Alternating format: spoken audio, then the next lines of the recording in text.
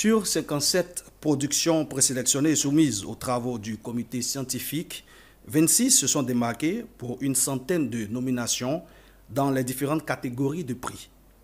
La Nuit ivoirienne du 7e art et de l'audiovisuel Nissa 2024 a tenu toutes ses promesses au Sofitel Hôtel Ivoire le 22 novembre dernier. Une initiative au service du 7e art et de toutes ses composantes. Alors, c'est donc un honneur pour nous de recevoir sur le plateau de cette info Patricia Claude Kalou, qui est le commissaire général de la Nissa 2024. On dit Nissa ou Nisa? Nissa, la Nuit ivoirienne du 7e art et de l'audiovisuel. Merci d'être venu sur notre plateau. Merci beaucoup, merci. Alors, je tiens à préciser que nous allons faire le bilan de la Nissa 2024 dans la première partie de cette émission. Et dans la deuxième partie, vous allez nous donner les secrets de la production cinématographique et audiovisuelle ici en Côte d'Ivoire. J'essaierai en tout cas. C'est possible. Ok, d'accord. Alors, comment vous vient tout de suite l'idée de créer un prix ou des prix pour célébrer le cinéma, le 7e art en Côte d'Ivoire? Déjà, il faut dire que moi, je suis déjà de l'écosystème. Donc, je me suis rendu compte très tôt qu'il n'existait pas une tribune avec un positionnement international pour montrer, pour donner de la visibilité à tous nos films. Donc, il nous a semblé très important de mettre sur pied une tribune où les professionnels se retrouveraient, où on les mettrait non seulement en valeur, mais qu'on montrerait aussi le talent qui existe en Côte d'Ivoire. Oui. Donc, c'est comme ça que la Nissa est née. Et vous avez parlé de tribune internationale. Oui, donc, la Nissa s'est internationalisée. Oui, parce que déjà, vous l'avez vu cette année, il y avait des interprètes de plusieurs pays. Donc, au fur et à mesure, nous voulons ouvrir la Nissa, mais ça, nous allons le dire tout à l'heure. Mais en tout cas, dès le départ, pour nous, il était question de montrer un peu le talent ivoirien au-delà de nos frontières. D'accord. C'est la 5e édition, ou du moins c'était la 5e édition. C'était la 5e édition, exactement. On est justement là pour faire le bilan. 2019, depuis 2019, vous avez commencé cet événement. Que de chemins parcourus. Oui. Est-ce qu'on peut faire un bilan? Regarder en arrière. Oui, regarder en arrière et puis se dire qu'il y a eu beaucoup de défis, il y a eu beaucoup de challenges.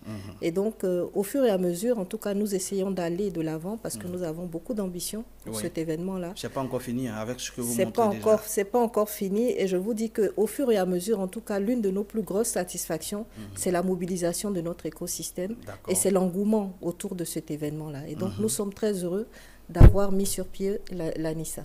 Et qu'est-ce qui a changé?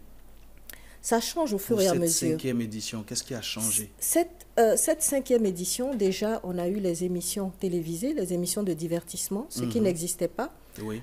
On a mis en avant la qualité du son et la direction photo. Donc, au fur et à mesure, chaque année, en tout cas, on essaie d'affiner. Ah oui, on l'a dit à l'entame de cette émission, le 7e art et toutes ses composantes. Exactement. Oui. Donc, au fur et à mesure, on essaie en tout cas de faire en sorte que tous les corps de métier puissent avoir leur part dans la Nissa.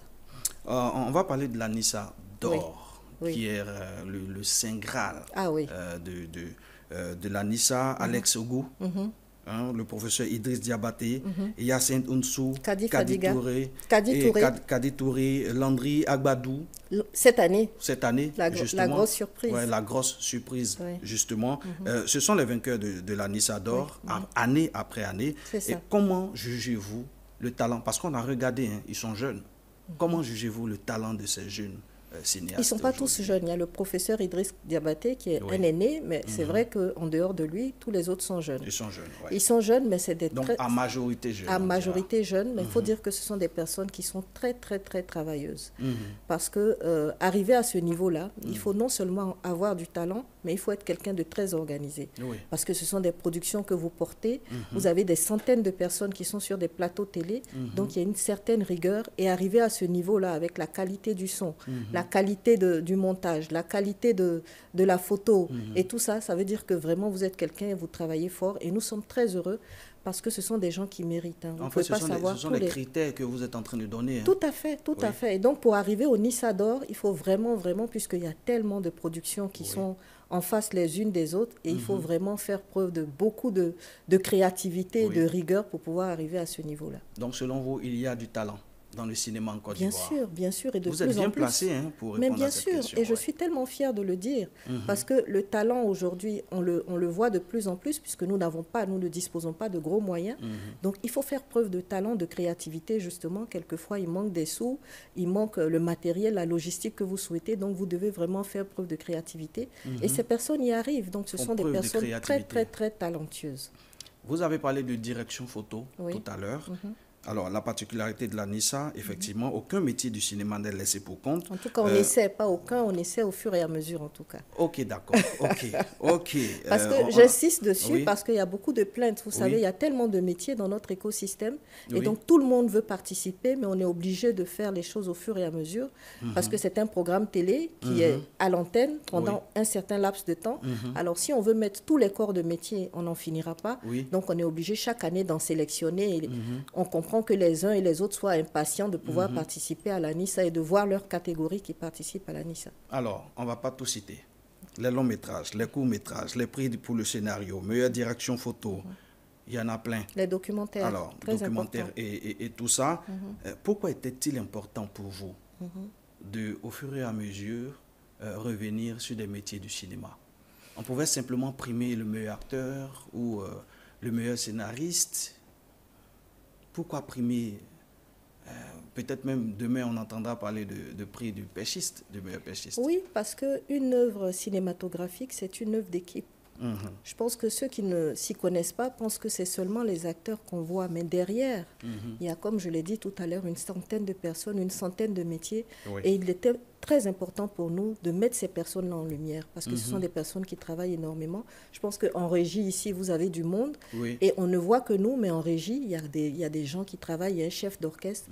Et il est quand même important de mettre ces personnes en lumière, de les récompenser, de les motiver en tout cas. Et qu'est-ce que vous prévoyez pour la NISA 2025 2025, on a déjà commencé la préparation, mais il y a toute une équipe, en tout cas la semaine prochaine, on a des réunions de réflexion pour voir quelles sont les nouvelles catégories qui vont rentrer, comment préparer la NISA.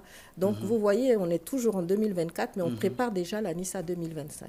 Bien sûr, et il y aura encore de la formation pendant la NISA, c'est important pour vous? Très, très, très important d'avoir des professionnels bien formés pour un développement durable. Pour répondre aux standards internationaux. Vous voyez que nos films ne passent pas sur certaines plateformes parce qu'ils estiment que nos films ne sont pas de cette qualité-là. Donc il est très important, au-delà du divertissement, de parler formation et de faire en sorte qu'on ait des professionnels qui soient très bien formés et qui puissent être sur des productions internationales. Donc la NISA, c'est aussi une école? Tout à fait. Et cette année, on a eu deux grosses formations avec le Burida et le FONSIC. Et on a eu énormément de monde parce que ce sont des espaces qui sont très appréciés puisque ce sont des formations gratuites. D'accord. Est-ce que vous pensez qu'il y a encore des choses à améliorer dans cette cérémonie de distinction? Il y a beaucoup de choses dedans. Vous venez de parler de formation. Bien sûr. Est-ce qu'on peut encore améliorer les choses? C'est une œuvre humaine et moi, je suis perfectionniste. Et je vous assure que je suis toujours en train de regarder comment améliorer les choses. Et il y a beaucoup à faire. C'est vrai que nous avons fait énormément, mais on estime qu'en 5 ans, on peut faire beaucoup mieux. Et on veut, nous, notre ambition, c'est de positionner la NISA de façon internationale, comme j'ai dit. Et c'est très important pour nous d'ouvrir, parce qu'on a plusieurs pays de la sous-région qui veulent participer à la NISA. Ça demande une grande organisation et donc nous prenons notre temps pour faire en sorte que la NISA puisse accueillir toutes ces œuvres qui viennent de certains pays de la sous-région et qui sont des œuvres de bonne qualité et auxquelles on pourrait confronter en tout cas nos productions locales. Pas uniquement prendre des œuvres en langue française. C'est bien cela aussi? Vous y pensez? Ça c'est le doublage après, parce que si vous faites une production dans une certaine langue, il faut après que le jury puisse avoir accès à cette langue-là.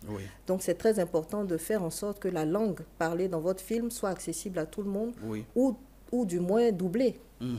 D'accord, c'est bien compris. Alors, c'est la fin de la première partie de cette émission. On va revenir. En fait, cette question était une question transition. Vous parlez de doublage, donc il s'agit de production. Et il sera question de production dans la deuxième partie de l'émission. On revient sur le plateau de cette info après cette courte pause.